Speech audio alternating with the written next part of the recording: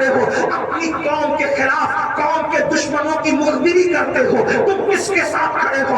3 4 بچوں کی ولادت کے بعد 3 4 بچے جب گھر میں پیدا ہو جاتے ہیں تو سالن میں نمک زیادہ ہونے پر اپنی بیوی کو طلاق دے کر اس کی زندگی کو اجاڑ دیتے ہو، اس کی زندگی کو جہنم بنا دیتے ہو۔ مجھے بتاؤ تم کس کے ساتھ کھڑے ہو؟ اللہ اکبر، کھڑے ہو یزید کے ساتھ، اور دعویٰ حسینیت کا ہے۔ نہیں چلے گا اگر آج بدعملی کا شکار ہو، مسجدوں کو ویران کر دیا ہے اور گاڑیاں اٹھا کر گٹروں میں پھینکوا رہے ہو، کانوں میں ایئر فون لگا کر کے میوزک اور موسیقی میں ڈوبے ہوئے ہو، کسی عورت پر پاپ کی نظر ڈال رہے ہو، تو گویا کہ کردار کے اعتبار سے یزید کے ساتھ کھڑے ہو۔ اور یاد رکھنا امام حسین اس ہستی کا نام ہے، ان کو رسومات سے دلچسپی نہیں ہے بلکہ ان کو تو شریعت مصطفیٰ سے محبت ہے۔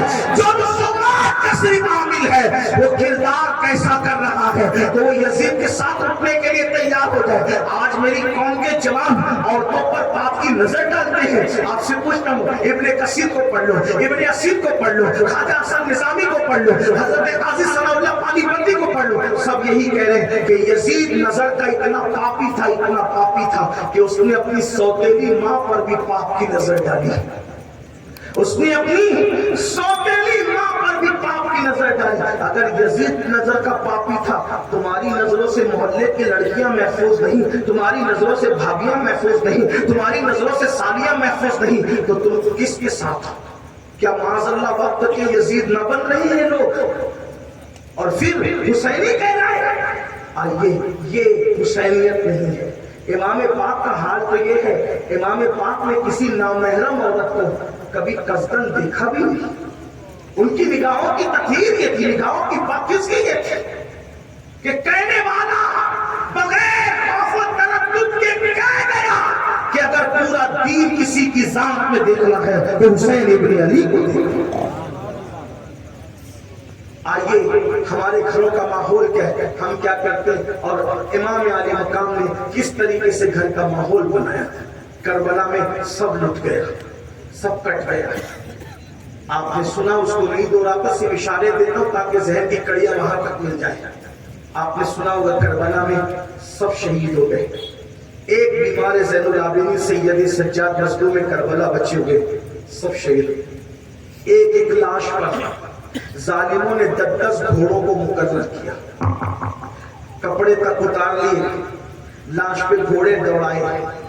امام علی مقام کا وہ سینہ بے کینہ جس کو رسول اللہ اپنے سینے سے لگاتے، جس کو چومتے تھے، جس کے بارے میں کہ حسین منی وانا من الحسین، حسین مجھ سے میں حسین سے، حسین میرا ہے میں حسین کا، احب اللہ من احب حسین، جس نے حسین سے محبت کی اللہ اس کو اپنا محبوب بنا لیتا ہے۔ حسین اصبت من الاسباط، حسین میرے بیٹوں میں ایک بیٹا ہے۔ وہ امام علی مقام کی لاش پر 10 گھوڑے متعین کیے، کپڑے اتار کر اور گلا کاٹ کر، سارے شہیدوں کے گلے کاٹ دیے، حتیٰ کہ 6 مہینے کے ننھے سے شہزادے علی اصغر کو بھی نہیں چھوڑا، ان کا بھی گلا کاٹ دیا گیا۔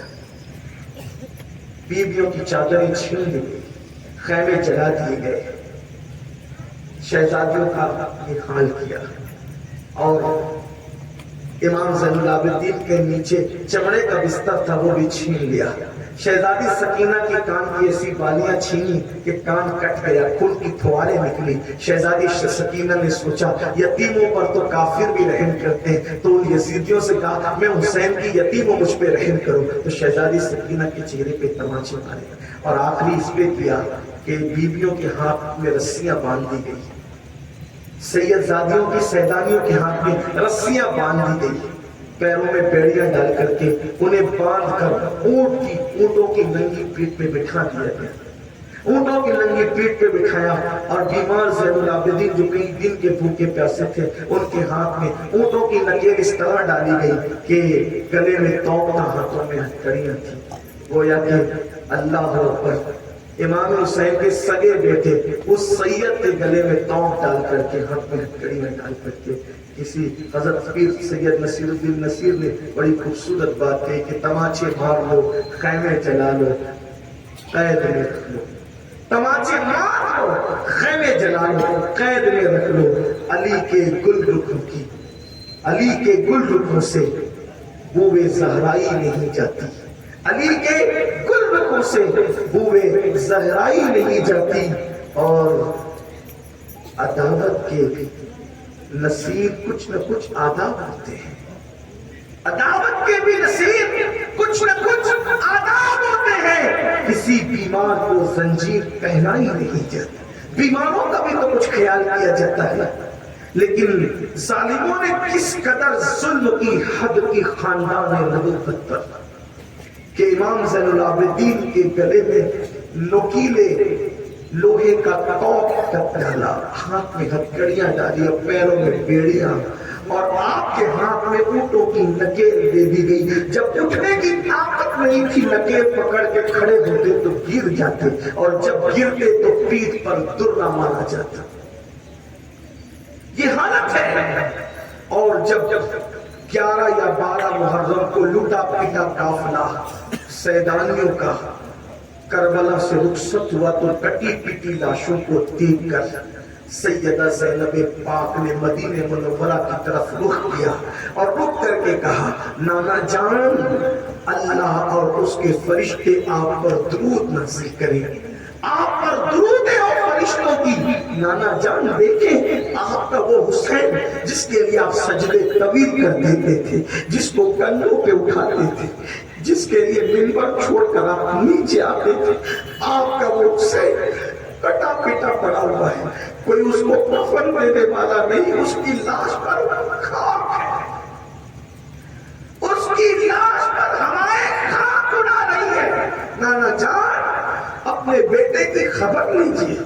جب آپ نے یہ بات کہی، تاریخ کا لکھتا ہے کہ دوست و دشمن سب کی آنکھوں میں آنسو آ گئے، اور کٹے ہوئے اہل البیت کے سر نیزے پہ چڑھا کر کے جب کوفہ کی طرف روانہ ہوئے تو کوفہ میں اعلان کیا گیا، کوفہ والوں، کچھ ایسے لٹیرے تھے، ڈاکو لٹیرے جو راستے میں لوگوں کا مال لوٹتے تھے، ہم نے ان کو کاٹ دیا، ان کے کٹے ہوئے سر لے کر آ رہے ہیں، اور ان کی عورتوں کو بچوں کو ہم نے قیدی بنا دیا ہے۔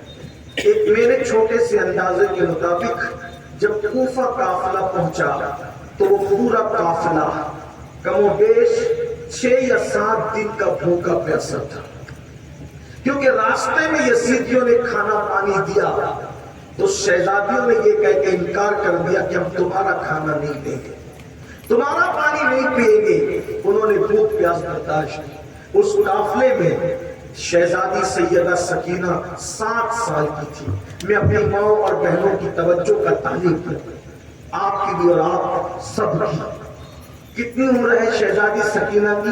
صرف 7 سال کی عمر ہے۔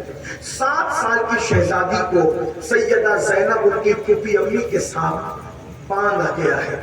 بڑوں کے ساتھ بچوں کو اس لیے باندھا گیا تھا تاکہ اگر بڑے اٹھتے ہیں تو بچوں کو پھانسی لگے، اور اگر بچوں کو کا خیال کرتے ہیں تو بڑوں کو جھک کر بیٹھنا پڑے۔ شام ہو گئی تھی، شمر نے کہا رات کے وقت کوفہ میں قافلہ لے جانا ٹھیک نہیں، کیونکہ اگر رات کو لے جائیں گے تو تماشا نہیں دکھا سکیں گے، دن کا انتظار کرو، دن کے وقت یہ قافلہ جائے گا کوفہ میں تاکہ اہل بیت کا لوگ تماشا دیکھیں۔ اعلان یہ نہیں ہوا کہ اہل بیت کے سر آ رہے، اعلان ہوا کہ جو لوگ راستے میں لوٹ مار کرتے تھے ان کے کٹے ہوئے سر آ رہے۔ کوفہ والے شوق میں کہ ذرا دیکھیں تو وہ کون ڈاکو لٹیرے جن کے سر آ گئے، دل رکھنے کو جگہ نہیں، رستے بھر گئے، عورتیں چھتوں پہ چڑھ گئی۔ کوفہ کی عورتیں تھی، مولا کائنات نے بڑا وقت وہاں گزارا تھا، تو جب سیدانیوں کو سید زادیوں کو قیدی بنا کر کے کوفہ میں لایا گیا تو وہ چھت پر تھی اور شہزادیاں اونٹوں کی پیٹھ پر تھی۔ سیدہ زینب پاک کی جب چادر چھین لی گئی اور خواتین کی چادریں چھین لی گئی تو سیدہ زینب پاک نے شہزادیوں سے کہا کہ کل تک چادر سے ہم اپنا منہ چھپاتے تھے، اب چادر چھین گئی ہے تو اپنے بالوں کو اپنے چہرے پہ ڈال لو اور بالوں سے پردہ کرو، یعنی اب بھی تم پردہ مت چھوڑو، اب بھی تمہیں پردہ کرنا ہے۔ آپ سے پوچھتا ہم شربت بناتے رہے، نیاز دلاتے رہیں گے. امام حسین کی گھر کی خواتین رسول اللہ کی شہزادیاں چادر چھیننے پر چہرہ چھپا رہی ہے بالوں سے، اور ہماری بیٹیاں ولیمے میں بے پردہ گھوم رہی ہیں. تو یہ حسینیت ہے یا یزیدیت ہے؟ وہاں چادر چھیننے کے بعد بھی پردہ نہیں چھوڑا جا رہا ہے، اور یہاں 2,000 اور 2,200 کے دوپٹے خریدے جاتے ہیں. دوپٹوں کی خریداری ممبئی، دلی اور کلکتہ تک کی جاتی ہے، لیکن دوپٹوں کا کام کیا ہے؟ گلوں کے اندر مفلر کی شکل میں لٹک گئے دوپٹے. یہ حسینیت ہے یا یزیدیت ہے؟ خود فیصلہ کرو، اپنے ضمیر کو آواز دو کہ وہاں تو شہزادیاں چہرے میں بال ڈال کر کے پردہ کر رہی ہے. اور اس سے بڑی بات، جب یہ لٹا ہوا قافلہ کر جب وہ کوفہ میں پہنچا تو کوفہ کی عورتیں روٹی اور کھجور ان پہ پھینک رہی تھی، اور وہ کہتی تھی ہمیں کیا کام کہ بچے کس کے اور عورتیں کس کے، ہم تو اتنا جانتے ہیں کہ قیدیوں کو کھلانے پلانے سے ثواب ملتا ہے. تو انہوں نے کہا صدقہ صدقہ صدقہ. توجہ کرنا، یہیں پر آپ کو لانا چاہتا تھا اور اپنی گفتگو کو ایک کی طرف لے جانا چاہتا ہوں. توجہ کریں دھیان سے. جس وقت صدقہ صدقہ کہہ کے کوفہ کی عورتوں نے اہل البیت کی طرف روٹیاں اور کھجوریں پھینکی تو سیدہ زینب اور سیدہ سکینہ شہزادی دونوں ایک ساتھ بندھی ہوئی تھی، اور اونٹ کی ننگی پیٹھ پر دونوں بیٹھی تھی. چہرے پہ بال تھے اور پہچان میں نہیں آتی تھی کون ہے، اور کپڑے بھی سیدہ زینب پاک کے بدن پر پرانے اور گرد آلود تھے. جس کا شوہر مدینہ منورہ میں اتنا مالدار تھا، عبداللہ ابن جعفر طیار، کہ کبھی بھکاری آیا تو اس کو 3-3 ہزار بکریاں تک دے دی تحفے میں. اتنے مالدار شوہر کی بیوی، اتنے مالدار باپ کی بیٹی، اتنے عظیم گھرانے کی شہزادی سرکار زینب، جس کا نام رسول اللہ نے رکھا، جس کے کان میں اذان رسول اللہ نے پڑھی، جس کو گھٹی رسول اللہ نے دی، جس پہ صرف 5 سال کی انہوں نے پورا قرآن حفظ کیا. کوفہ میں سب سے پہلے درس قرآن اگر کسی عورت نے دیا ہے تو اس خاتون کو سیدہ زینب کہتے ہیں. ایسے مقدس خاتون، آج کوفہ میں حال یہ ہے کہ چادر نہیں ہے، بغیر چادر کی اونٹوں کی ننگی پیٹھ پر ہے، اور شہزادی سکینہ آپ کے ساتھ بندھی ہوئی ہے. جب روٹی کے ٹکڑے شہزادی سکینہ کی طرف آئے تو شہزادی سکینہ نے اس روٹی کے ٹکڑے کو ہاتھ نہیں لگایا، کیونکہ امام کے گھر میں تربیت کا ماحول ایسا تھا. آج اگر ہم 15-16 گھنٹے کا روزہ رکھ لیں گرمی کے موسم میں، اور جب افطار کا وقت آتا ہے تو ہمارا حال یہ ہوتا ہے میرے بھائی کہ ہم جب افطار کا وقت آتا ہے تو نہ امی کو دیکھتے ہیں، نہ ابا کو دیکھتے ہیں، نہ بچوں کو دیکھتے ہیں، نہ بیوی کو دیکھتے ہیں. جیسے افطار کا اعلان ہوا ہم ٹھنڈے شربت کی طرف ہاتھ بڑھاتے ہیں، ٹھنڈے پانی کی طرف ہاتھ بڑھاتے ہیں اور اس کو پینے کی کوشش کرتے ہیں. ہم کسی پہ توجہ نہیں کرتے. 15-16 گھنٹے کی پیاس ہمیں سب کو بھلا دیتی افطار کے وقت، مگر وارے آلے نبی، وارے آلے رسول، وارے امام حسین کی تربیت جب 5-6 یا 7 دن کی بھوک و پیاس کے بعد روٹی کے ٹکڑے شہزادی سکینہ کے دامن میں آئے تو شہزادی سکینہ نے کھایا نہیں بلکہ اپنی پھوپھی کے کان میں کہا، پھوپھی اماں ہم تو آلے رسول ہیں نا، پھوپھی اماں ہم تو آلے رسول ہیں نا. کیا 7-6-5 دن کی بھوک کے بعد صدقہ ہمارے لیے حلال ہو جاتا ہے؟ کیونکہ نانا جان نے تو صدقہ ہم پہ حرام کیا ہے. تو رسول اللہ کی شریعت نے ہم نے صدقہ حرام کیا تو اتنے دن کی بھوک کی وجہ سے کیا صدقہ ہم پہ حلال ہو گیا؟ اب ہم صدقہ کھا سکتے ہیں؟ اتنا سننا تھا. شہزادی سکینہ کی گفتگو دل کو چیرنے والی تھی. سیدہ زینب کے جذبات بے قابو ہوئے اور اس کے بعد آپ نے کوفہ کی عورتوں سے کہا، اے کوفہ کی عورتوں، ہمارے رسول ہیں، ہم صدقہ کھانے والے لوگ نہیں ہیں، صدقہ ہم پہ حرام ہے. اپنا صدقہ لے جاؤ، صدقے کے مستحقین کو صدقہ دو، ہم صدقہ لینے والے لوگ نہیں ہیں. آج میں آپ سے پوچھنا چاہتا ہوں حسینیوں کے اس مجمع میں، اللہ کی قسم اٹھا کر کے اپنے ضمیر کو آواز دو، شہزادی سکینہ 60 سال کی ہے،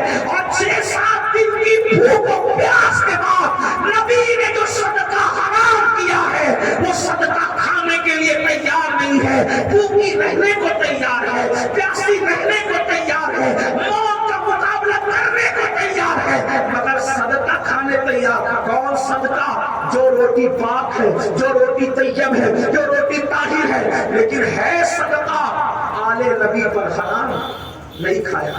یہی کربلا ہے. کیا سیکھا کربلا سے؟ کربلا